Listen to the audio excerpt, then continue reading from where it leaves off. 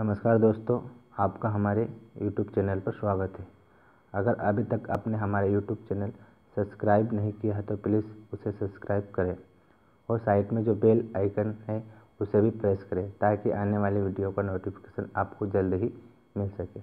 आज के इस वीडियो में हम बीजांड की संरचना यानी बीजांड की संरचना कैसी होती है, उसमें कौन कौन से भाग होते हैं उसके बारे में अध्ययन करेंगे। तो आइए चलो देखते हैं बीजांड की संरचना और उसके कुछ भागों के बारे में। जैसा कि चित्र में आपको दिख रहा है बीजांड का डायग्राम। दोस्तों, ये पूरा चित्र है बीजांड की संरचना का। हमें याद रखना है कि बीजांड के भाग में या फिर संरचना में कौन कौन से भाग होते हैं। बीजांड में सबसे नीचे का जो भाग होता है उसे बीजांड वृंत कहते हैं और इसी बीजांड वृंत से क्या होता है कि पूरा बीजांड जुड़ा हुआ या फिर उससे लगा हुआ होता है। जब बीजांड से अपन थोड़ा ऊपर जाते हैं तो जो उसका भाग आता है उसे नाभिक कहते हैं।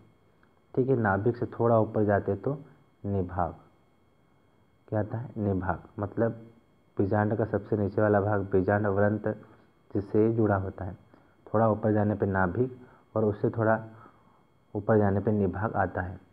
फिर बीजांड के अंदर एक ऐसी अंडे के समान अपने को संरचना दिखती है जिसे भ्रूणकोश, ठीक है, जिसे भ्रूणकोश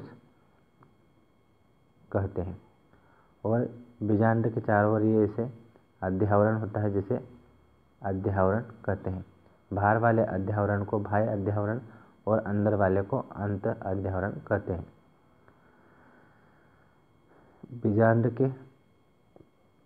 अंदर बीजांड काय उपस्थित होता है। मतलब कि बीजांड के चारों ओर की भित्ति को अपन बीजांड काय नाम देते हैं। और जो आपको बात एक बात ध्यान में रखनी है कि बीजांड पूरी तरह से एक दूसरे से चिपका हुआ नहीं होता है। मतलब कि इसके दोनों सिरे एक दूसरे से लगे हुए नहीं रहते। इनके मध्य में एक खाली स्थान पाया जाता है जिसे बीजांड द्वार कहते हैं। और इसी बीजांड द्वार से क्या होगा, परागकण इसके अंदर प्रवेश करेंगे। ठीक है, इस तरह से। ठीक है, ये जो अपने को बीजांड का है या फिर जो अपने को बीजांड दिख रहा है, इस बीजांड में भी अलग अलग कोशिकाएं होती हैं। ऊपर की ओर प्रतिमुख कोशिकाएं होती हैं जिनकी संख्या 3 होती है। नीचे की ओर 3 कोशिकाएं होती हैं जिसमें 2 सहायक कोशिकाएं और अंड कोशिकाएं, कुल मिलाकर 3 नीचे कोशिकाएं होती हैं। और बीच में 1 कोशिका और 2 केंद्रक होते हैं जिन्हें द्वितीयक केंद्रक कोशिका कहते हैं। तो इस तरह से टोटल इसमें 7 कोशिकाएं और 8 केंद्रक उपस्थित होते हैं। तो आई होप आपको बीजांड की संरचना समझ में आई होगी। धन्यवाद।